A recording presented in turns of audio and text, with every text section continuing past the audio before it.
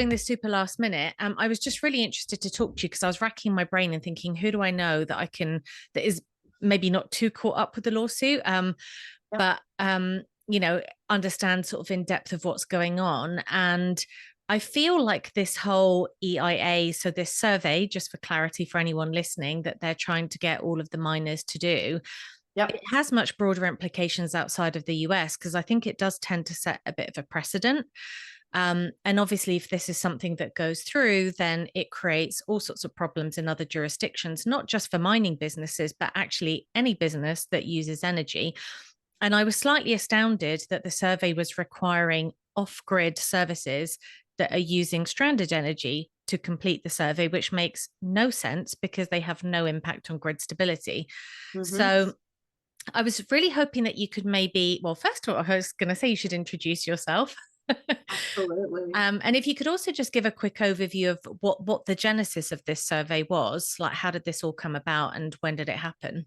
Yes, I'd be happy to. So I'm Kristine Cranley, and I had the privilege of being on staff with the Texas Blockchain Council during the last legislative session. So Texas only meets every other year. So I was doing that with them, but then I also do private equity investments in Bitcoin mining with the RIA firm, where I'm an investment advisor representative. And so we were one of the first and largest investors in Giga Energy, which is an off-grid stranded gas mining company here in Texas. So that's why I'm very immersed in this conversation, very interested in it. And I am not representing the Texas Blockchain Council right now, but I am a member of the Texas Blockchain Council. I've been on a lot of the member calls as we've been discussing this. So happy to try and break it down, what the implications are and why we feel that it's so important. Yeah, I mean, it'd be great to have a bit of an overview of how this came about. Like when was it initiated by whom and what does this survey actually require of miners? Absolutely. So, just stepping back to put it in context, the mining industry itself is one of the most transparent industries out there. Part of that is because everything's on the blockchain. We know how much hash rate is online. The Bitcoin miners love to tell their stories about using wasted energy, about using renewables, about incentivizing grid build out by bringing capital in and becoming buyers of last resort. So we love information, and we in Texas we work very closely with ERCOT, the Electricity Reliability Council of Texas. They have a special category for Bitcoin miners called large flexible loads. A load is a power taker, and Bitcoin miners are large and flexible, meaning we can shut off in an instant. So all that to say, this lawsuit is not in any way about not wanting to give information. We love to give information. But the problem with this EIA survey that we have is that a normally benign agency that just collects information on energy generation and transmission is being politicized in the interest of politicians who are targeting our industry for political reasons. So a little backstory about this survey, what we believe is in the background. So back in September of 2022, the White House made very clear their goals about Bitcoin mining. And so they had at that time proposed a tax on Bitcoin mining, which is unprecedented, right? Because it would be penalizing an industry just for using energy, right? And I mean, we all may have things that we think are valuable or not valuable. I may like professional sports or I may not like professional sports, but for me to say, well, you need to tax professional sports because I don't think that's a good use of energy and I want to penalize the industry, that's the kind of unprecedented step that we were hearing from the White House, how they wanted to target this industry. So at that time, they also talked about wanting mandatory energy reporting requirements from the miners, and they were clear what they wanted to do with that information. They wanted to look at legal avenues to limit or eliminate mining in the US. So as Brian Morgenstern, he's been really great talking on this issue, as he likes to say, they're like, they want to hand us the rope to hang ourselves with.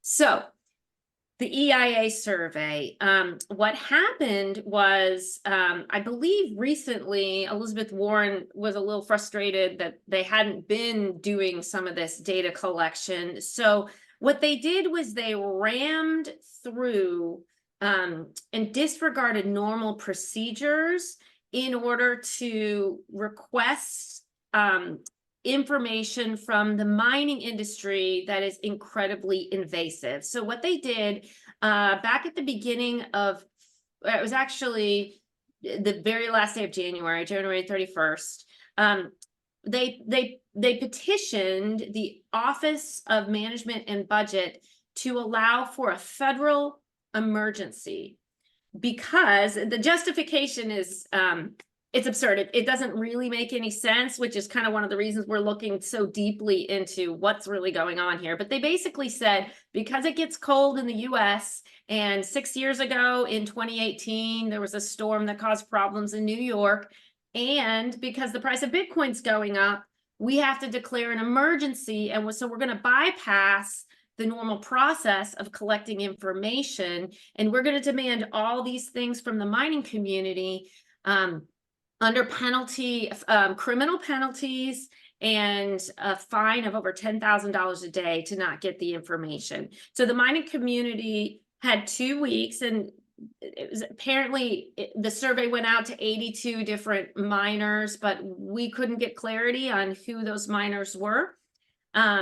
And they were asking for very detailed, sensitive information that can cause harm to the miner's business by disclosing it. So they wanted contract information, they wanted geographical locations, and our allies up in DC were trying to work with the EIA, the Energy Information Administration, to see, well, can we do this collaboratively? We really need this information to be anonymized. But they were completely stonewalled. And so that is why the Texas Blockchain Council took action to sue the federal government and request, and were granted, a temporary restraining order asking that we not have to fill out these surveys, and that any information that's already been submitted be sequestered while we are given, the Texas Blockchain Council and Riot are given the chance to make their case that this would be permanently harmful to their industry to give out this kind of information. It's very bizarre. I mean, it's funny because like the mining industry is so critical to grid stability. And the US has such an advantage now, for example, versus jurisdictions like China, where so much mining is actually located now, particularly in Texas, but the US more broadly. It just seems to me such an own goal to try and stymie that industry or create problems or make it difficult for miners to operate in the US. I mean, you're talking about thousands of people employed in these businesses as well, and if they end up having to offshore, Yep. that's a whole bunch of tax revenue that's gone as well for no discernible benefit whatsoever. It's incredibly bizarre. It's very bizarre, and we suspect that it has a lot to do with this push for central bank digital currencies, because the same political interests that seem to be so against the mining industry are also the ones touting the benefits of these central bank digital currencies, which would obviously provide total financial surveillance and control. So it's this debate against centralizing forces and decentralizing forces. And we're also somewhat seeing it with the AI data centers as well. There seems to be a bit of pushback from some of these same elements to go against the smaller data centers, the more decentralized. But it is strange, because if it was really a question of grid stability, one, the survey questions would have been a little different. So they don't they didn't provide any way to clarify, well, I'm taking stranded energy that is not being used by anyone, or I'm a buyer of last resort behind the meter. So before the power goes into the grid. And so we're using excess solar, we're reducing, we're stabilizing the duck curve. There was no room for any of that. And then they wouldn't give us answers about who they sent the surveys to, but when we asked around informally, it seems to be they're looking at the big on-grid providers. So it seems that they already have a story that they want to tell, and so they don't want any information that would help bring nuance to the whole story or tell a good story. It's crazy. It's really, really crazy. I just the administration at the moment in the US is honestly just so bizarre to me. It's like it's doing everything it possibly can to sabotage the success of the country in any which way possible. I've just never seen anything so strange. It's really, really odd. So I guess a question on that as well, then. I mean, I'm assuming that other industries will be looking at this as well and thinking, well, if we run afoul of whatever the political agenda is, we could find ourselves with something similar. So do you get the sense from other industries, maybe AI or others, that this is also a concern? We're trying to raise the alarm for that very reason. That we're trying to help people understand this isn't about hiding information. This has everything to do with you and your industry. And one of our biggest concerns, which we think should be a concern for every industry, if you look back at things like Operation Choke Point or Operation Choke Point 2.0, whenever an industry was disfavored by the particular political regime, what they ended up doing was finding their banks and putting pressure on those banks to debank that industry, which is absolutely crippling. So we saw it in Operation Choke Point with the CBDC or CBD industry, firearms. We've seen it more recently with digital assets. Well, the concern about this particular survey and this information getting out is if they know who's providing power to the Bitcoin miners, then they can go and target the power providers because they're basically doxing who's giving them energy, and say, no, we are going to put political pressure on you until you stop servicing this industry. And so, yeah, you may look at the miners and think, oh, well, that's just your problem. But what happens when they come for you? What happens when they don't like what you're spending your energy on? So we really believe that this should be not a political conversation. It's about free industry in the United States and promoting that, and no government should have the capacity to disfavor one particular industry over the other just because their political agenda doesn't like how they're using power. Yeah, I mean, it's really interesting how we've sort of seen that with like the porn industry, for example, with debanking, which was a very similar thing to the firearms pressure as well. Mm-hmm. And people who are running perfectly legal, legitimate businesses suddenly finding that they can't get a bank account or the business is constantly being debanked. It's very strange to me because it kind of feels like the federal government is almost not fulfilling its purpose. And it's sort of trying to cripple the general economy, but also kind of, I guess, impose its will on sections of governance that really shouldn't concern it, and completely ignoring stuff that actually does need to get done, like issues with inflation, issues with just the economy in general, and all of the kind of things that really it's meant to sort of the purpose it's kind of nominally supposed to serve. None of those things are functional. But then the stuff that's working in the free markets that's really providing jobs and stabilizing the grid and utilizing stranded energy, improving environmental outcomes, gets targeted for just completely political reasons. It's completely bizarre. I'm curious what you think then. So I was reading up a little bit about the timelines in this. So I think there's another hearing on Wednesday. So we're having this conversation on Tuesday. So tomorrow there'll be another hearing. And then what's the rough timeline for when this kind of, I don't want to maybe say gets resolved, but when should this particular legal procedure end? And then is it definitively ended or is there more to come? We will see that. The meeting tomorrow, the hearing tomorrow is for it's a preliminary injunction. So what we're looking for is to extend the temporary restraining order, perhaps even permanently. But then it also, what it's going to do is allow the miners to make the case. So when the EIA, they're kind of doing a little double speak right now, because the normal process is that you have to go through a comment period. So if you want to get this kind of information, you let people know that you want to make this collection of data, and then you allow for comments about whether or not you should or shouldn't. And so we pushed back on just the process, because the EIA did an end run around that. And they're like, well, this is an emergency because the price of Bitcoin is going up and it's cold.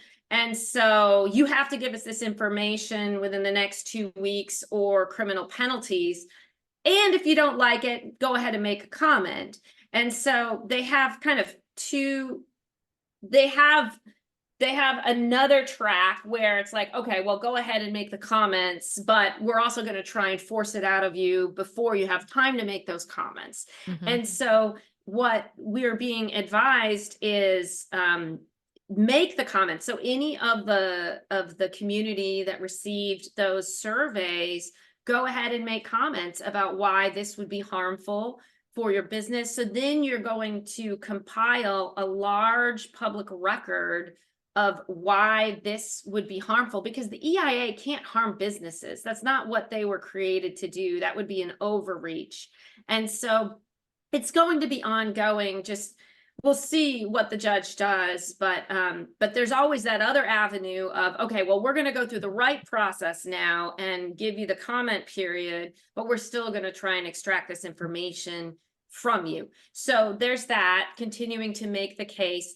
But again, because this was so timely, the TBC pushed back on procedure. They did procedure wrong, but really what we're going to do, what the lawyers are going to do, is make the case on substance. Why you can't target one particular industry for using energy, because it just opens up Pandora's box for other industries in the United States, but even, as you said, around the world. And we're very encouraged by the way the hearing went last week, because the court said that we're likely to win the case. And they pushed back. They took issue at two different things. One, that the survey said it'll only take 30 minutes to fill out, but the court themselves said, well, that's extremely inaccurate, if not grossly misleading, because the TBC and Riot are stating that the cost of compliance has been over 40 hours.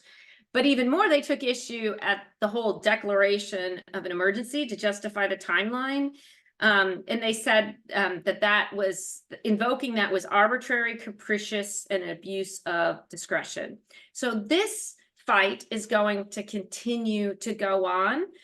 But it's also important to remember there's other battles simultaneously happening. So Elizabeth Warren is putting forward a bill. She has 19 co-signers already, which would basically make it illegal to mine Bitcoin in the United States if that got passed. So we're pushing back against that. And then there's other things which we think may be related. So there was a lawmaker who just proposed a law that Texas would be forced to connect our grid to the rest of the country. They say that it's for our benefit, to help us. But really what that would do is we wouldn't have the ability then. Texas is very thoughtful about connecting people to the grid. It's not like we're just popping up everywhere miners. There's a process. We do our due diligence, but all the mining that's coming to Texas through the free market is incentivizing infrastructure build out. But if the U.S. federal government comes in and says, okay, Texas, you have no more liberty to do it your way, we're going to oversee you. Now there's a whole bunch of new red tape that we would be required to jump over if we're going to connect. So it's just more and more invasive federal government overreach. Now, I don't think that that law is going to pass, but it's just an example of all the different attack vectors that are coming at us to not let us just be free to do a good thing, do what's working, and to continue to build out Texas infrastructure and support the grid the way that the miners have been doing. What's the justification for connecting Texas's grid to the federal grid? Because it seems like a strange thing to push anyway, because there's so much talk about how vulnerable grids are to cyber attacks. So Texas having an independent grid is actually a very good thing because it decentralizes that. So what's the justification, the sort of nominal justification being given for doing that?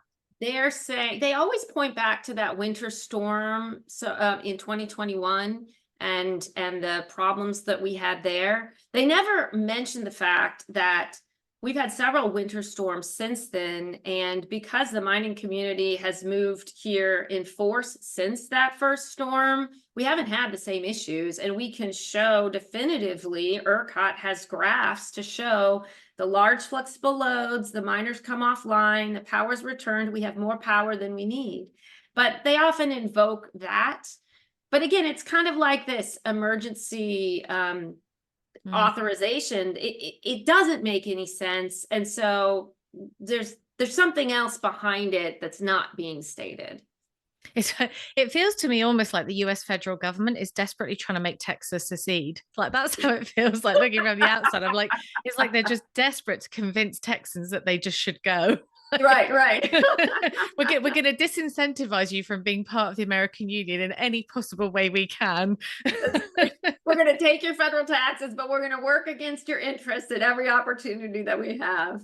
I mean, it's just crazy to me. I mean, that and everything, and with all the border stuff that's going on, I'm just like, wow, if you really wanted to try and piss a bunch of people off and have them leave your party, this is like this is the way to do it. Congrats. Don't mess with Texas. That's our saying down here. And yeah, I mean, it's just nuts to me. I mean, I just think it's such a fantastic thing that this industry is flourishing in Texas, and particularly after China put a ban on Bitcoin. I mean, it was just America just really did America and took the baton and run with it and went, okay, we're going to support innovation. So I just sort of feel like that should be something to celebrate, not to try and crush. But yeah, crazy times. Well, thank you so much. This has been amazing. Thank you for providing the update. That's super interesting. So we'll look forward to hearing more, and we'll watch out for updates from the Texas Blockchain Council and from Riot as well, who are obviously involved in the lawsuit. And I think actually TFTC were doing some write-ups of that as well and keeping people posted on that. So lots of places really just to follow what's happening, but we're avidly watching it and hoping that the outcome is successful. So thank you so much again, Kristine. Thank you for the time that you put into it, and best of luck with the lawsuit. We're all behind you. Thank you, Krista. It's always a pleasure connecting with you, and thank you for all the support out there.